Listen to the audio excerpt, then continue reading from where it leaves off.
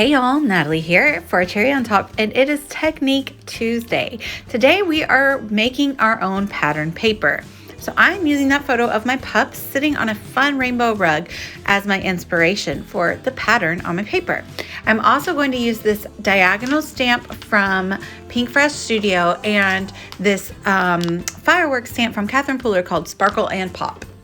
So I have not put any gesso on this paper. I'm using plain white textured cardstock, and I'm using masks. And I'm not really sure if many of you have done masks, but masks is a super fun way to use a lot of stamping on a background or any part of your paper, and make those stamps really stretch for your scrapbooking. So I've created masks, and I had already made two, but I like to work in odd numbers. That is visually pleasing. So I'm going to make a third mask, and you can watch me do it here. What I did was I just stamped one of the fireworks, and I did a few different sizes. And now I'm going to die cut it with my circle die, and then I'm going to use my scissors to fussy cut the rest of it. So I will have basically a die cut shape from the stamp, from the fireworks stamp that I want to use on the background. You can also do this. It works really great with stamps that you already have dies for. So say maybe like a floral stamp, or even a shape stamp that you own, and you go ahead and die cut it. And then I put washi tape on the back. I just like rolled it over and stuck it down on the place where I'm going to be stamping lines. And so when I stamp the lines down, the places where the masks are will not be stamped, and they'll leave a blank space for me to go back in and stamp fireworks instead. So this would, like I said, work really great with any pattern stamp, and then maybe like a floral to peek out. And I really love a good distressed look, which looks like a pattern with something else coming out of it. Like I said, florals or like fruit would be really great. Anything really. But I chose fireworks here.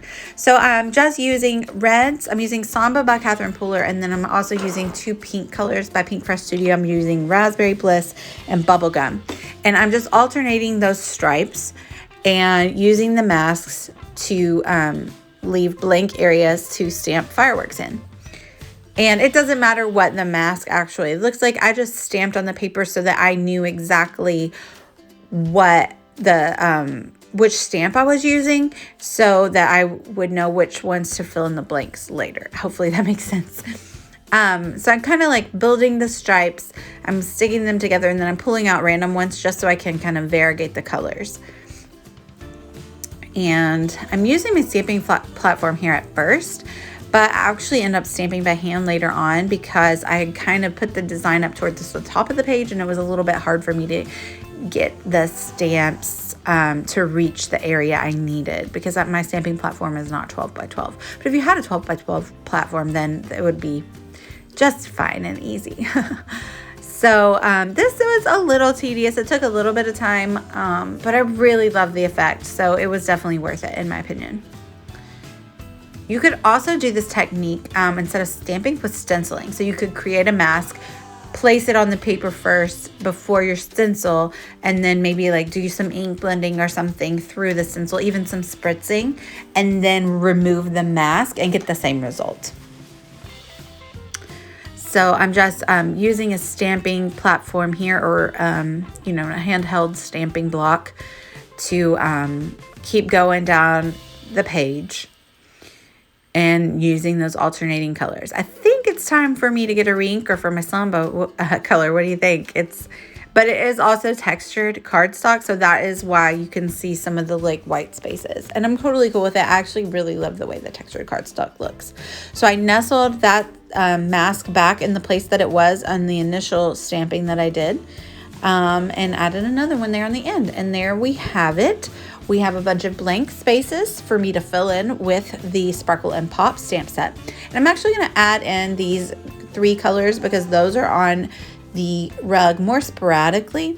So I am matching up the fireworks with the size that the mask was. I'm using the same stamps that I used on the masks. And I'm just going to sprinkle those around the page in those additional colors. And then I end up adding in some pink in the firework stamps as well, just to kind of marry together the firework image stamp with the stripe stamps, if that makes sense. So just to kind of add continuity. So this was fun. I like building the different fireworks, and you can get so many different looks. It would actually have looked really fun as well if I had stuck with the 3 colors in the red family, the red and the pink, and did the bursts in those colors as well. But I was trying to use the colors in the rug, which is why I went with these bright. And so now it was more like of a rainbow look. And yep, filling in those blanks here. I don't make you watch all of it. Look, boom, most of them are done. But you can see I started adding in the pink to just help tie in the fireworks with the stripes. I'm just filling in the last few little stars here, and I'm really loving how this looks. This is a super fun way to make pattern paper. So there we have it. And please note, I did not add gesso, but as is in my nature, I have to make it a little bit messy. So I'm just going to use this big paintbrush to add some water droplets because these inks are reactive with water. I'm immediately rolling them up with my paper towel roll because I do not want the water to soak through the paper. Like I said, I did not use gesso.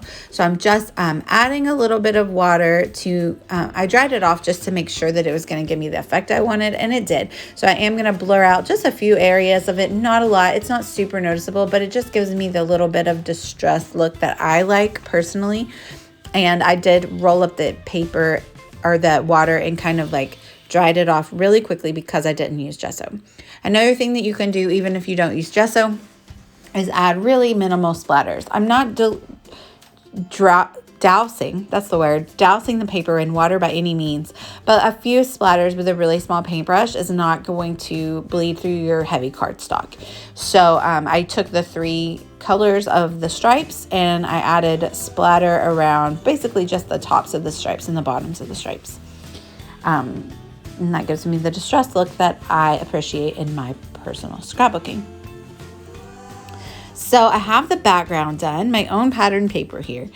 And now I'm going to embellish. So because it's like a rainbow color rug, I have this stamp that says, "You are my rainbow," and I want to put it inside this label, but it's too long for the label. So I'm just going to ink up the sections of the phrase separately and stamp them. Now, sometimes I will cover up the phrase I'm not using with washi tape, ink it up, and then remove the washi tape. But in this case, since I'm using these tiny cubes from Pink Fresh Studio, they are small enough that I can precisely ink up only the part that I want of the stamp in separate sections.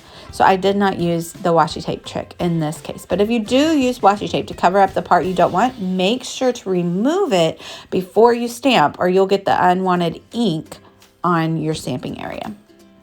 So I die cut that little subtitle, and I'm going to make my main title be using this thicker from Paige Evans. It says Sweet. I'm going to add in a few little cardstock alphas that say My and Girl. Oh, I have this rainbow that is like an inflatable. It's from a past Amy Tangerine collection, and I love it. It's so fun. I'm so glad I finally get to use it. I think I bought them mostly with ideas of doing like album charms, which I still super love the idea of, but it just worked so well with this page and that stamp that I had to use it here. So I tied a little twine bow in the top, and I'm super happy with how it looks. So I'm going to add in, I'm just pulled a few stickers and things from my stash. And I'm going to finish up my title. It's going to say My Sweet Girl.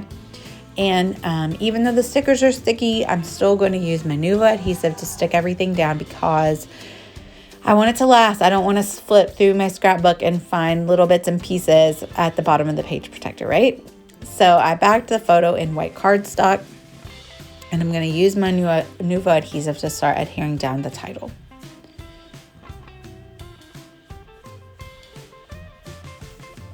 And I always like to touch everything together, overlap, make it look cohesive, nestle things in together. So my title is there. Part of the title overlaps the photo in some of the negative space. then I think about putting that little label on top of the rainbow, but I actually don't, just because it would be a little bit problematic as far as making it stick well. So I set them side by side, but in order to make them look as though they're where they're meant to be, I use Manuvo to stick down the rainbow, and then I will nestle the label just up underneath the rainbow so that it is touching. Again, that just helps, layering up things like that helps everything look like it's meant to go together, if that makes sense. Hopefully it does. I also have this fun little arrow that is exactly the right pink color, so I use that to kind of draw attention to the subtitle. So it says, "My sweet girl, you are my rainbow," because she is the best dog ever. And what are we doing? Okay, so I have this cute little like tag stamp, so I'm going to use it as an anchor for a puffy floral sticker that I really love. It is pink and red, and it also has a little pop of green, which is in the Starburst. I also have, so basically I just pulled out all of the pink and red items that were in my stash that I thought I might want to use to embellish. So I have a few different hearts I'm going to sprinkle around the page. That was on another like kind of like beige tag, and I just pulled it right off. If you have a sticker that you want to use but it's not exactly right, like alter it, you know, to fit your theme. And I think that that is just fine and make it work for you. So this is a card chipboard sticker, a really old one from Me and My Big Ideas. And that is a little label with a heart on it that I decided to stick down on the other side. So that gives a really good balance between the other label to put it on either side of the rainbow. I had another one of those puffy florals, so I used the heart sticker as another anchor for that. So now that gives good balance. And I have two little red puffies from the same sheet. That will be the third kind of visual triangle element. And I stuck another heart down there. So we kind of got a little theme going, right? A lot of pink hearts going on. Embellishing is the best part, I think. So I had a lot of fun doing this. Then I grabbed the new 6x6 paper pad that I have from My Favorite Things. And it is, it's going to be here in just a second. But it is a rainbow themed paper, which is super gorgeous. It's really bright, crisp white, which matches my background here. And it's all colors of the rainbow. So I flip through and I basically choose rainbow paper. The shape, it looks like a little rainbow or an arch.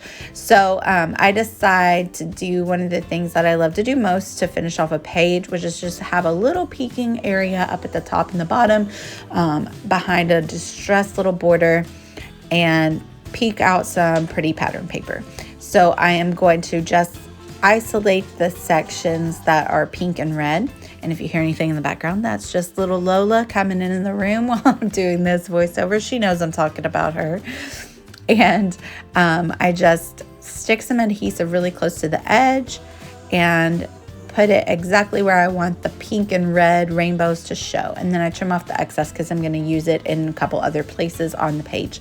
I will trim off the excess from the top off screen, and you will see those in the final photo. So you can basically just see a little bit of the pink and red pattern rainbow paper peeking out from two sections at the top, and then I'll add one more at the bottom. I hope you guys have been inspired today to create your own pattern paper. That is our Technique Tuesday theme this month, and it was super fun. And there's lots of other ways you can do this, but a masking technique is a really great way to, like I said, stretch your stamps to go into your scrapbook collection, use them up, use them all the time. They are an investment.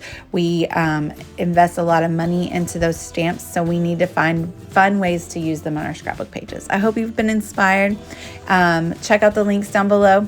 Thank you guys so much for watching. Bye.